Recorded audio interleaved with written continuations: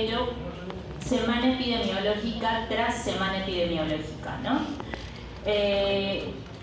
Vigilancia epidemiológica activa es lo que hacemos normalmente y tenemos que llevarlo a cabo en el primer nivel de atención. Me voy a presentar, soy la doctora Mabel Ramírez, dicto al grupo de Delicias 3. Actualmente laboro en el Hospital Rebagliati, ¿no? Vengo dictando la materia ya hace más de 12 años. Entonces, comencé como muchos de ustedes a la hora de salir siendo serumista y luego llegando al primer nivel de atención, y es algo que no se pierde, ¿no? Y que nos puede llevar a tener mayor conocimiento, y cuando uno llega a ser especialista, cómo transmitir a la población la educación que tenemos que llevar, ¿no? Entonces, yendo a nuestro tema, ya me presenté, tenemos que conocer que vigilar viene a ser como lo que quisiéramos nosotros monitorizar, ver, pero lo tenemos que hacer en los distintos escenarios. Entonces, cuando hablamos de vigilancia en salud pública, es un término que data desde 1950 hasta la actualidad. Entonces, ha llegado a estar en boga todo este siglo y se ha empleado en distintas etapas hasta que se llega al término vigilancia epidemiológica activa. Activa porque van de distintos parámetros, ¿no? Podemos solamente visualizar o también ser actores para seleccionar y para cuarentenar a ciertos pacientes, como lo que sucedió en la COVID-19. 1955, y acá data toda la historia de lo que es la vigilancia epidemiológica. Tenemos que tener en cuenta conceptos claros, que se trata de un proceso lógico, un proceso práctico, en el cual nosotros somos los principales actores, así como nuestra población involucrada. ¿Qué es lo que vamos a vigilar? Lo que sucede en un grupo humano, como lo que ha pasado actualmente y lo que viene sucediendo en cuanto al dengue. Lo que tenemos que hacer es disminuir los riesgos de enfermar y de morir. De eso es lo que nos vamos a encargar cuando somos profesionales de la salud. No necesariamente médicos, porque trabajamos con un equipo multidisciplinario. Se tienen que involucrar todos los agentes dentro de nuestro equipo de salud. ¿Siempre a la cabeza del centro de salud está el profesional médico? Sí, porque conoce todas las etapas por las cuales va pasando distintas patologías, pero tenemos que integrar a todo nuestro equipo. Lo que hace la vigilancia epidemiológica activa principalmente es, primero observa, luego de observar va a tratar de controlar, y lógicamente no hacemos nada si no analizamos los datos permanentemente. Es así que tenemos que ver la ocurrencia o la distribución de estas enfermedades. Nuestro objetivo principal, controlarla y hacerlo en forma oportuna. Definición, conjunto de acciones. Lo que está remarcado en rojo es lo que normalmente viene dentro de las preguntas del examen, ¿no? Para que lo tengan en cuenta, y lo que principalmente hacemos es recolección continua, análisis e interpretación de datos. Como cualquiera de las especialidades, la epidemiología y en este caso la vigilancia epidemiológica activa tienen ciertos principios y fundamentos. Dentro de sus principios, 5 principalmente, tienen como finalidad lo que es prevención y control. La aplicación exige de todas maneras un trabajo activo, no es solamente estar tras del escritorio y tomar nota. Se puede aplicar a cualquier evento de salud, hablamos de enfermedades, COVID-19, dengue, malaria, o también a factores de riesgo, o incluso podemos hacer el seguimiento de las discapacidades que esto puede generar. Como cuarto principio, tenemos que tener en cuenta siempre la percepción de la población. Para la población de provincia, de repente lo más importante es el lavado de manos para evitar las enfermedades diarreicas agudas. Para otras zonas del interior del país puede ser también prevención de enfermedades respiratorias, ¿no? Por el friaje que hay en el interior. Entonces, siempre tenemos que tener en cuenta qué es lo que percibe la población. Es por eso que actualmente todo este programa se maneja con municipalidades. Como 5 principios, también implica un proceso permanente de evaluación. Si nosotros no evaluamos, no tenemos metas, no hacemos indicadores adecuados, no vamos a saber cómo medir y poder controlar. Los objetivos, ¿cuáles principalmente? Y todos ustedes en su establecimiento de salud lo han visto, es realizar el diagnóstico situacional, sea del distrito, sea del área implicada en el establecimiento de salud. También apoya el proceso de planificación, ejecución y evaluación. El médico jefe tiene que seguir las 10 principales causas de morbilidad, las 10 principales causas de mortalidad dentro de su establecimiento de salud. Eso lo hacemos con estadística y también con las enfermedades prevalentes. Como otro objetivo, plantear y desarrollar para prevenir y controlar las enfermedades. Evaluar la eficacia y la efectividad de las intervenciones, porque uno planifica para intervenir. Y lo más importante y parte final de nuestro curso es la parte de la investigación, ¿no? Ustedes están haciendo actualmente un protocolo de investigación que presentan el día jueves y al final van a tener un trabajo, ¿no? Entonces, todos los datos que recolectamos no son solamente para encarpetarlos, sino también para que tenga un producto. El producto que hace Vigilancia Epidemiológica Activa lo tienen colgado en la página web de MINSA, donde están los boletines epidemiológicos semana tras semana. El uso de los datos básicamente es una estimación cuantitativa que me va a dar la magnitud del problema. Monitoreamos los cambios de los agentes infecciosos, facilita la investigación, la presentación de la historia natural de la enfermedad, y lo hemos visto actualmente con el COVID.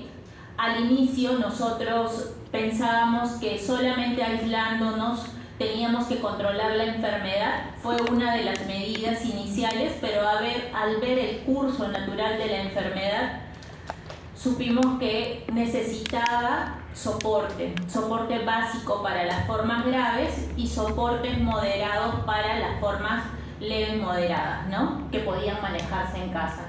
Entonces, el hacer vigilancia epidemiológica nos permite conocer la historia natural de la enfermedad, sobre todo en enfermedades nuevas o emergentes, ¿no? Que han sido sometidas a cambios. También necesitamos documentación de la distribución y propagación de la enfermedad. En el caso del COVID fue en forma estadística, fue de manejo informático. Es así que el programa de vacunación todos nosotros lo podemos colgar, lo podemos visualizar en la página. Así también todo lo que fue el transcurso de la enfermedad y las defunciones que fueron a causas de esta enfermedad. ¿Qué nos permitió esto? La digitalización tanto de las historias clínicas como del seguimiento de la enfermedad. Por lo tanto, había una planificación y la detección de las epidemias y de la que estamos saliendo, ¿no? Ahora que es una pandemia. ¿Qué actores vendrían a estar involucrados? Como les mencioné al inicio, no solamente somos los profesionales médicos los involucrados. Dentro del Ministerio de Salud hay profesionales médicos, obstetrices, odontólogos, personal de laboratorio clínico, patólogos, no solamente como especialistas, sino tecnólogos, ¿no? Personal técnico en nutrición, odontólogos y biólogos. También intervienen las direcciones regionales y las redes integradas de salud que actualmente ustedes van llevando a cabo el trabajo ahí, ¿no? Contamos también con empresas promotoras de salud que dan la mano para hacer un seguimiento, instituciones prestadoras de servicio de salud las aseguradoras de riesgos profesionales y los mismos individuos, porque cada uno de nosotros somos actores dentro de nuestra comunidad, no solamente dentro de una institución, sino también dentro de una comunidad cuando salimos como profesionales de la salud. El propósito de la vigilancia epidemiológica activa es contribuir a la reducción de riesgos de enfermar y de morir, que estaban dentro del concepto.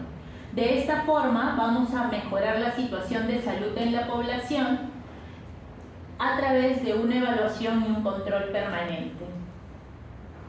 ¿Es útil? Sí, es útil la vigilancia. Si nosotros no tomamos nota y dejamos pasar el día a día como profesionales, no vamos a tener una visión global de lo que queremos y hacia dónde vamos a dirigirnos.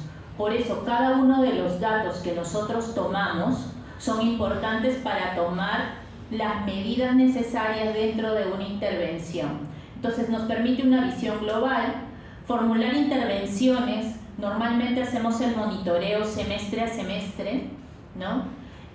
Lograr la correspondencia entre las prestaciones que brindamos junto con las necesidades comunitarias nos permite también articular quehaceres de distintas disciplinas y profesiones. Es ahí donde les hablo del equipo multidisciplinario. No solamente el ir y tratar una enfermedad, sino también prevenirla.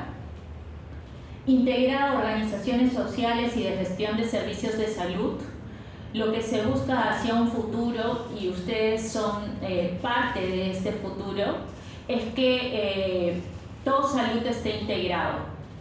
Ya muchos nos han escuchado en Delicias de Villa cada uno de los puntos de vista de los profesionales que estamos ahí, pero sí, el objetivo es que el Ministerio de Salud, Fuerzas Armadas y Policiales sea uno solo, ¿no?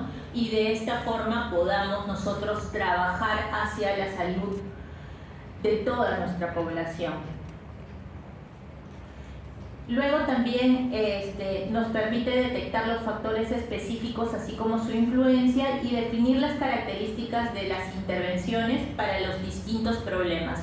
Cuando hablamos de una pandemia es distinto a las intervenciones que utilizamos en un brote, o distinto a las intervenciones que se utilizan cuando hay una emergencia o un desastre natural. Para eso deben conocer los tipos de vigilancia.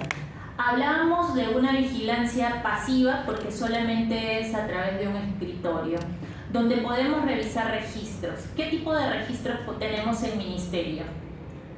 ¿Doctor? Una historia clínica, doctor. Una historia clínica. ¿Qué más? En este caso las fichas familiares, por ejemplo. Fichas familiares. ¿Qué más? Registros. Registro de defunciones, tenemos registro de nacimientos, ¿sí? Registros de crecimiento y desarrollo de los niños menores de 5 años. También cuando nosotros hacemos vigilancia de febriles, se informan en registros o fichas que nos da el Ministerio de Salud para saber si tenemos un síndrome febril o no. Las enfermedades diarreicas agudas, las enfermedades respiratorias, ¿no? Todo se va clasificando y vamos teniendo registros. Sí es importante que cada vez sea más sistematizado y contemos y que todo sea en base de datos, pero siempre en la institución van a haber unos cuadernos grandes aparte de los registros digitalizados que hay, ¿no? Los neonatos o los nacidos vivos son registrados ya en un software del Ministerio. Las personas con discapacidad son certificadas igual en un software. Las defunciones también. Todos nosotros como profesionales de la salud, y en este caso médicos, futuros médicos, van a tener un código después de una capacitación respectiva, con el cual van a poder emitir certificados de defunción, emitir certificados de nacidos vivos, y si están capacitados para certificar discapacidades, también van a tener su código. Sí son módulos que los va presentando el Ministerio de Salud siempre como ente rector, tanto a la parte de salud, Fuerzas Armadas, policiales y MINSA. Entonces, esa es la vigilancia pasiva, solo revisión eficaz de nuestros formatos que tenemos, ¿no? Y nos puede dar un panorama general de qué cosas podemos ir avanzando. Perdón, un ratito porque había vinculado un teléfono. Un minutito.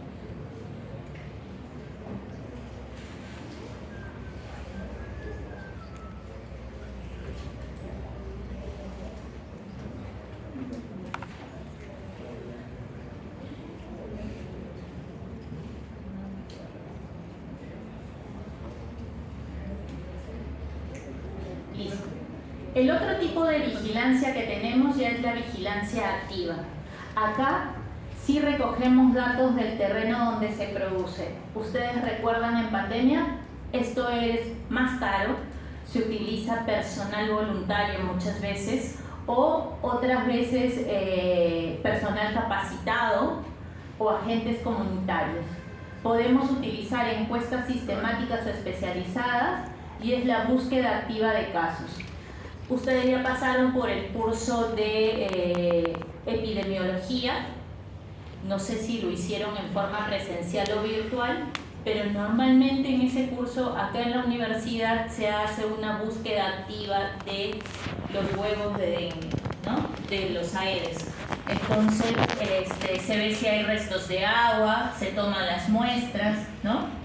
Entonces, eso es importante. Esto es dentro de la vigilancia activa.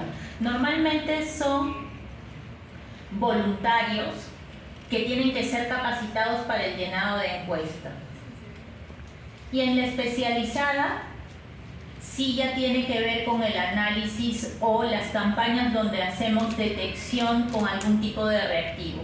Igual lo vimos en el COVID con las pruebas rápidas cerca a los mercados, ¿no? Donde se tomaban las muestras y se aislaba al paciente. Entonces, esto sí no se olviden, pasiva, activa y especializada, cada uno con distinto costo. Acá tienen un ejemplo de la pasiva, registro de casos, en sarampión también. Cuando hablamos de activa ya es serología de los donantes o encuesta de cobertura en sarampión, cuando hablamos de vacunación. Y en la especializada, cuando determinamos el serotipo de la hepatitis o la serología de la población, ¿no? Cada uno va variando de acuerdo al costo.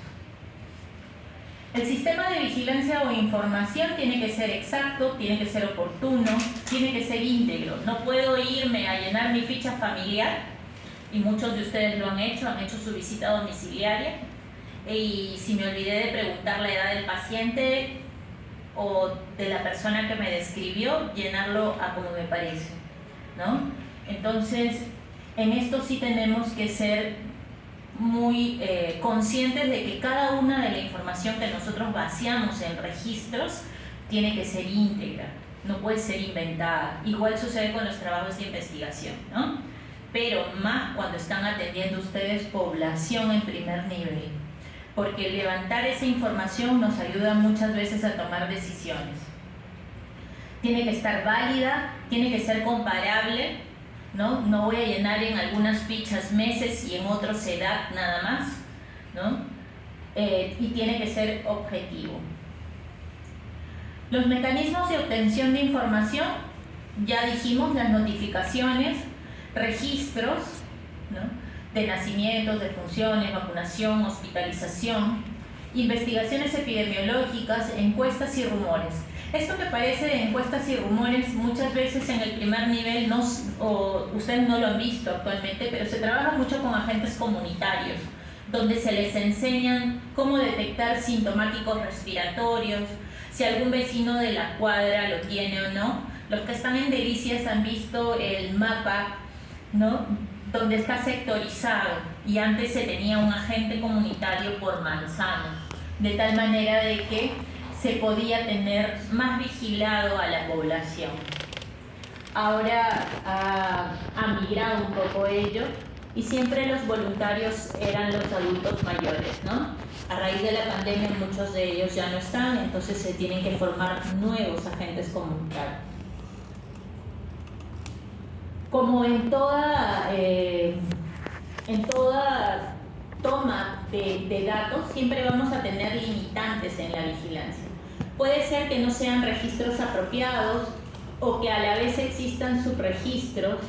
Puede haber dificultad o retraso en la difusión de la información. Muchas veces no llega el boletín epidemiológico, de repente está en la semana 14 y nosotros ahorita estamos en la 16, son 15 días sin información. Entonces por eso existe una sala epidemiológica en tiempo real, que también lo tiene el Ministerio, donde podemos hacer el seguimiento de las patologías en los distintos departamentos o zonas donde nos toma interés, ¿no? La falta de recursos humanos, como en toda institución, no solamente de salud, ¿no? Siempre es necesario. El recurso humano a veces lo sobreutilizamos. Queremos que haga visita domiciliaria, queremos que haga atención del paciente, queremos que haga prevención, queremos que dé sus charlas, haga la promoción. Y ustedes se van a llevarlo a cabo cuando hagan su servicio rural o su serum. Al hacer el serum y ser médicos jefes de alguno de los establecimientos, van a tener que tomar decisiones y van a hacer todo lo humanamente posible para llevar a cabo cada una de las metas que dejó el médico anterior, ¿no? Muchas veces hay falta de material de difusión, otras veces no hay la parte económica. ¿Con qué incentivo a la población o a la gente comunitaria? ¿Qué le doy? Agua, atún, muchas campañas de vacunación, por ejemplo canina, nos apoyan los agentes o los vecinos, pero o se les brindaba polos de promoción o latas de atún, así como dan para las elecciones, igual se hacía en la parte del primer nivel, ¿no? La escasa coordinación entre los niveles. Muchas veces los que estamos en tercer nivel de atención renegamos del primer nivel y decimos que no funciona, y esto depende de nosotros como personas y como profesionales. Si nos toca trabajar en el primer nivel es para la prevención y promoción. Si nos toca estar en el tercer nivel de atención, ejecutemos lo que tenemos que hacer y también saquemos a la población educada de cómo es que tiene que atenderse. No nos van a dejar mentir, ustedes son ya casi médicos, cuando queremos que muchos de nuestros familiares sean atendidos solamente en el hospital. Tenemos miedo de que vaya a una posta o a un establecimiento de salud de primer nivel porque pensamos que no le vamos a resolver el problema. Si todos somos buenos clínicos, lo vamos a poder hacer y saber qué cosa derivar a un tercer nivel de atención o qué patologías, ¿no? Escaso número de laboratorios, lo vimos denudado en pandemia, no solamente el número de laboratorios, el número de camas UCI, el número de camas dentro del hospital y cómo era el caos de la emergencia, ¿no? Tenemos elementos donde vemos qué es lo que vamos a monitorizar: morbilidad, causas frecuentes, ¿no? Mortalidad en estadística, informes demográficos en censos, estado nutricional, que podemos hacer con encuestas y valoraciones, y el estado inmunitario de la población. Las etapas básicas son igual 5. Primero pasamos por la recolección de datos, luego hacemos el análisis de la información, tenemos que interpretarlo y cuando lo difundimos ya puede estar en un boletín, ¿no? O en nuestra sala epidemiológica. El comité de vigilancia está formado por la parte institucional y la parte comunitaria. La institucional es la que me da el perfil epidemiológico, mi mortalidad, y la comunitaria, sus actitudes positivas o negativas frente a ello, ¿no? Y también se puede incluir otras patologías que ellos sugieran, que quieran que sea monitorizado. Dentro del protocolo de vigilancia epidemiológica, esto sí tienen que saber qué enfermedades y daños están sujetos a vigilancia, ¿no? De vigilancia de notificación obligatoria, así haya un solo caso: la viruela, la polio salvaje, la influenza, ¿no? O los eventos o enfermedades a ser evaluadas, ¿no? Por ejemplo, un evento de potencial importancia en salud pública internacional, acá entró COVID, y luego también los de monitoreo, ¿no? Que son enfermedades emergentes realmente. Eventos en fase de eliminación también tienen que ser notificados si son detectados. Tener cuidado con los códigos, porque ahorita lo que nosotros manejamos es el CIE 10, y si nos equivocamos en un número o en una letra, el estadístico puede generar una alarma, ¿no? Y tiene que notificar. Igual el ministerio lo tiene a la mano. Los eventos en fase de control, acá está el dengue hemorrágico, ¿no? Son de notificación inmediata. Los de notificación semanal, no olvidar, los de notificación semanal son todos los lunes hasta las 2 de la tarde. Todos los lunes hasta las 2 de la tarde es que se recibe la información. De allí es donde se va a generar el boletín epidemiológico. El VIH y las infecciones intrahospitalarias tienen que ser notificadas quincenalmente. Y estas son enfermedades transmisibles de notificación inmediata: fiebre amarilla, dengue clásico, peste, cólera. Y los de notificación semanal, la meningoencefalitis TB, la malaria. En consolidados, normalmente las enfermedades diarreicas, el Plasmodium vivax, como también las de notificación mensual o quincenal, VIH-Sida. Ahí tener cuidado cuando uno registra un paciente en infecciosa, no ponerle como repetido o como nuevo siempre, porque ya vendría a ser un caso nuevo, ¿no? La ocurrencia de otros daños como brotes y desastres naturales, que también lo habíamos visto. Y esto es lo que estamos monitorizando a la fecha. ¿Qué conocen del dengue? Creo que... ¿Le pasan la voz al doctor? ¿Qué conoce del dengue, doctor? En la mañana estaba muy temprano en el centro. ¿Qué conocemos del dengue?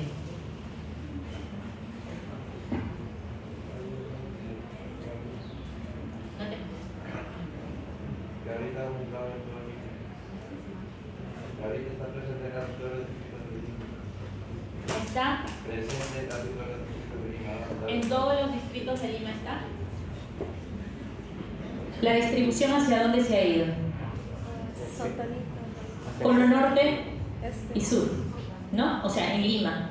Y podemos visualizarlo con el mapa de calor en distintas zonas, ¿no? Esos son los dos principales focos actuales. ¿Cómo se transmite el dengue, doctor?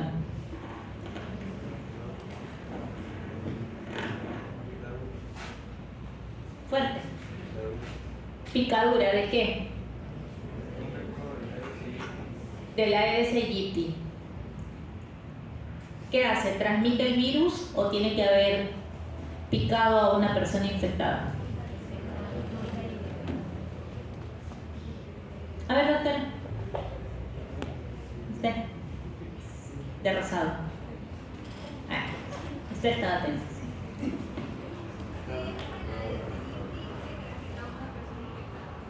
Sí.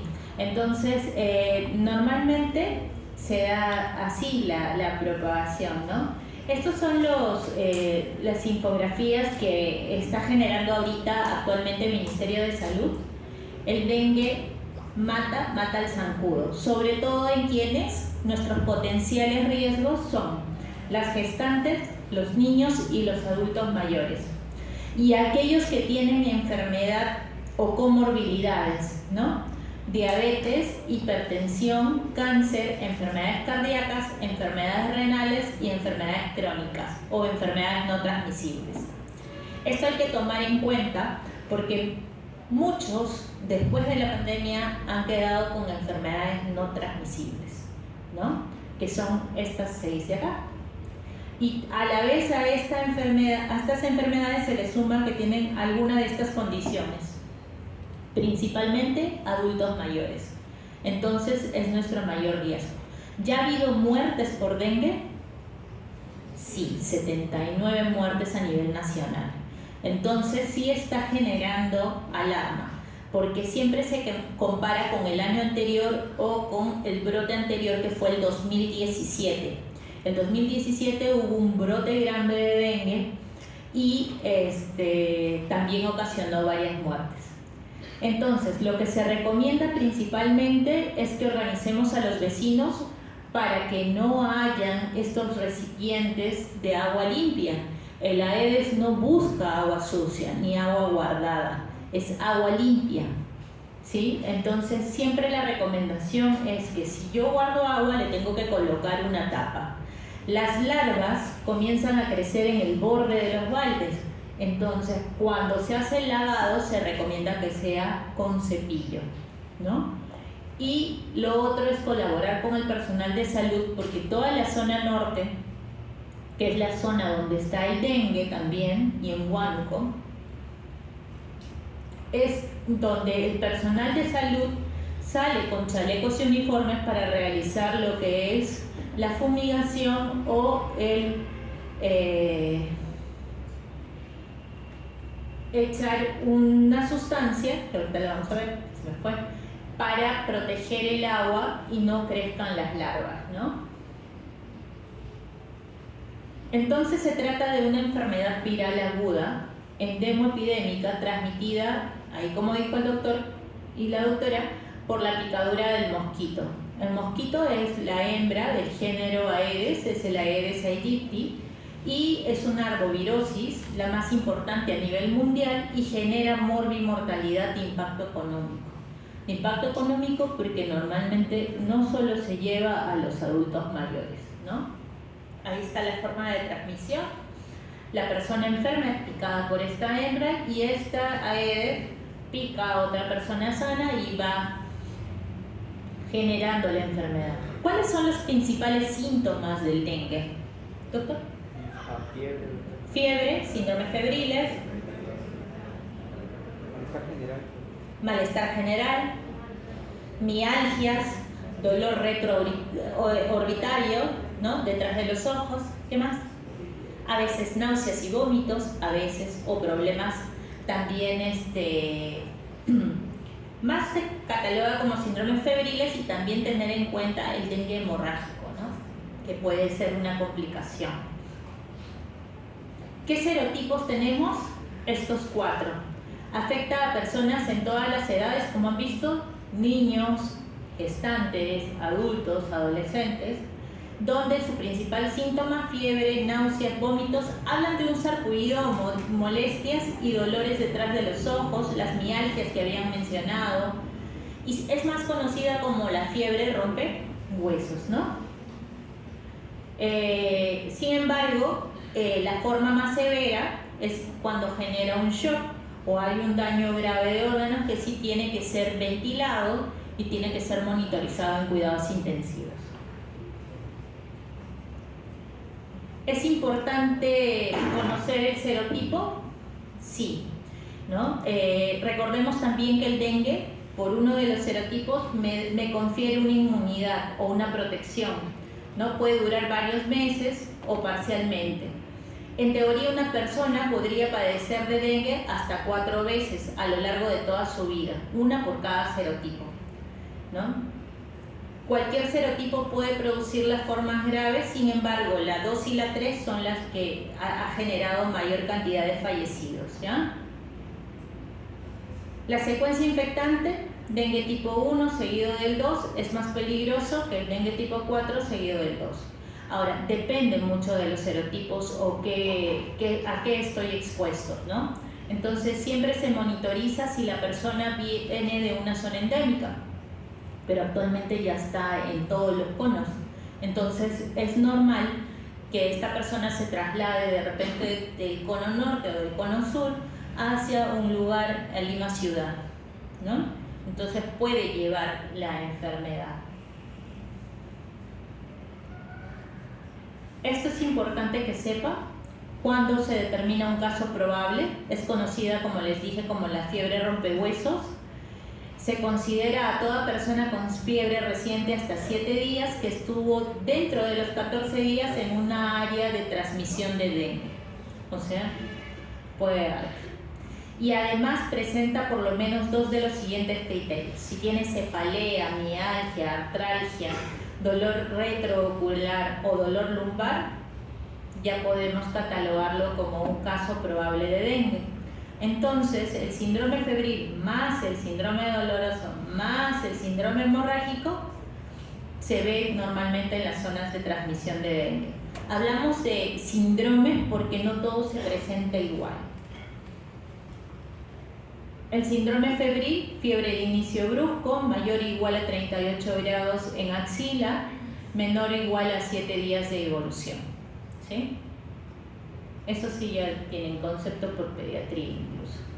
Esta es la sala situacional actual, ahí está la página, ¿no? Donde podemos ver, como les decía, que se compara con el 2017, que tuvimos otro despunte de dengue, luego estuvo como que dormido, hubo incluso dentro de pandemia algo de transmisión de dengue, sobre todo en la zona norte, y actualmente tenemos en azul los casos probables y en rojo ya los casos confirmados.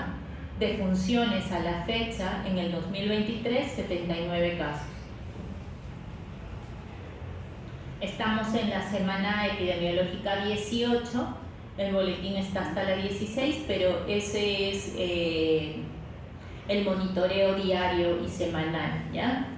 Acá tienen la clasificación de los pacientes, cuándo es un caso probable, sin signos de alarma, un caso probable con signos de alarma, un dengue con caso probable de dengue con signos de alarma, sobre todo cuando hay comorbilidades, que ya lo hemos visto en el boletín, cuando hay riesgo social, y el dengue grave, que es el que va a cuidados intensivos por la parte del manejo de soporte y la parte de puede generar encefalitis, hepatitis, miocarditis y alteraciones respiratorias. La clave de la prevención, ¿no?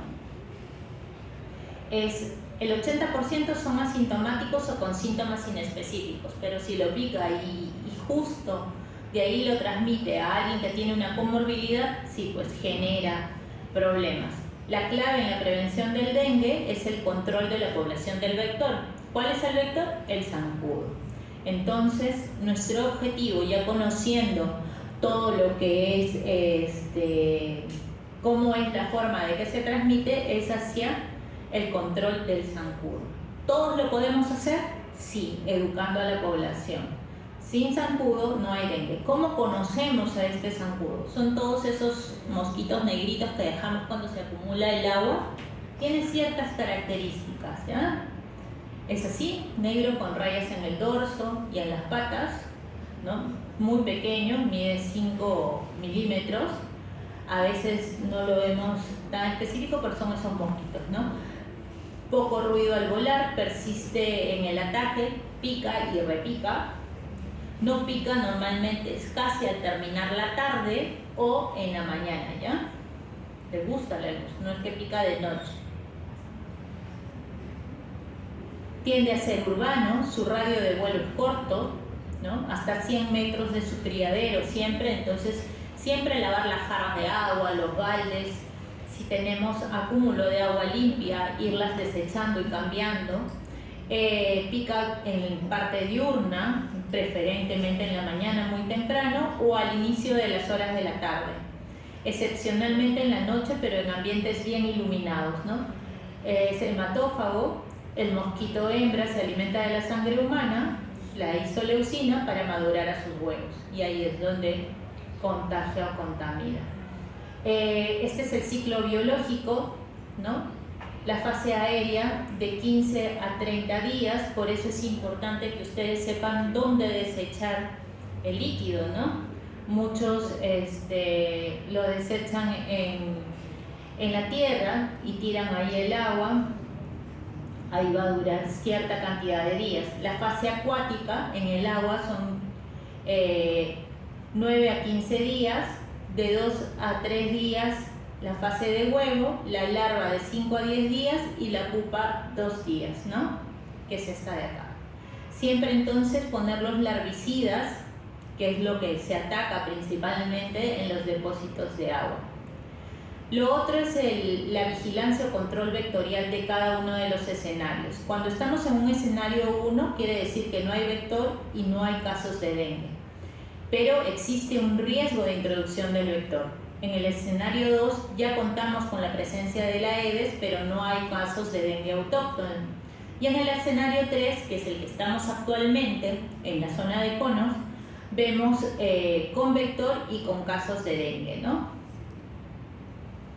Igual, ¿no? El número de casos de dengue a la actualidad,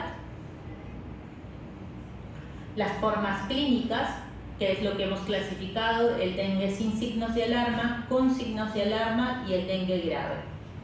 En dengue grave, el 22 hubo 115 casos y a la fecha, en el 2023, hay 197 casos, ¿no? El total de casos entre ya confirmados, sin signos de alarma, con signos de alarma y dengue grave, vamos a la fecha el doble del año pasado. Vamos en 72.163 casos, ¿no? Entonces, esto sigue aumentando y estamos en la semana 18. Todavía no se nos va el sol y tenemos que controlar al zancudo, justo en el cambio de clima, ¿sí? Las defunciones, ya saben, 79. Y esta es la vigilancia o control de acuerdo al escenario, ¿no? Normalmente, como estamos en el escenario 3, es el control vectorial focal y el estado adulto al 100%, ¿no? O sea, de frente ya a lo que es el zancudo. No hay vacuna y todo esto, el control físico se da en toda la etapa acuática y el químico en la fase larvaria. Acá es donde en esta fase larvaria es donde nosotros podemos poner los larvicidas, y cuando ya es adulto, como en el caso que estamos actualmente en escenario 3, lo que tenemos que hacer y por eso es la campaña de las fumigaciones. ¿Sí? Este es el mapa de dengue en Lima. Todas estas zonas rojas es donde estamos actualmente con todos los casos de dengue, no solamente la zona sur, zona de Lima Sur, sino también la zona de Canta, que está infectada, ¿no? Y esto es importante, ¿no? Conocer que el personal de salud no busca fumigar solamente por querer hacerlo, ¿no? Sino porque tenemos ya que explicar a la población que lo único que nos queda es el control del zancudo. Ya pasamos la etapa larvaria, la etapa en la que podíamos poner solamente los químicos en agua, ¿no? Ya tenemos que llegar a la fumigación, sobre todo en estas zonas donde se ha aprendido. Muchas veces tenemos desconfianza por la misma delincuencia que existe, de dejar pasar al personal de salud, pero con una identificación podríamos proceder. El zancudo es el que mata, el dengue lo podemos prevenir si tenemos fiebre, sarpullido, dolor detrás de los ojos o dolor muscular o en las articulaciones. Lo más importante es acudir al centro de salud, ¿ya? No automedicarse. Muchas veces nos tomamos un paracetamol, o otros cometen el error de tomarse una aspirina y podemos estar ocultando cierta sintomatología que pudiera generar mayor complicación, ¿no? Antes de la fumigación existen también recomendaciones durante la fumigación y después de la fumigación. Esto también lo encuentran en la página de MINSA y tienen que tener conocimiento porque muchas veces no lo tomamos en cuenta cuando ingresan a nuestro establecimiento de trabajo o a nuestras viviendas, ¿no? Tapar con plástico todo, luego durante la fumigación brindar todas las facilidades al personal y finalmente al término de la fumigación pasar con un trapo todas las superficies que van a ser utilizadas nuevamente, ¿no? Un trapo húmedo. No sé si queda alguna pregunta. Nada, ¿no? Todos quieren ver sus claves. O ya se decepcionan. No, ya. Nada.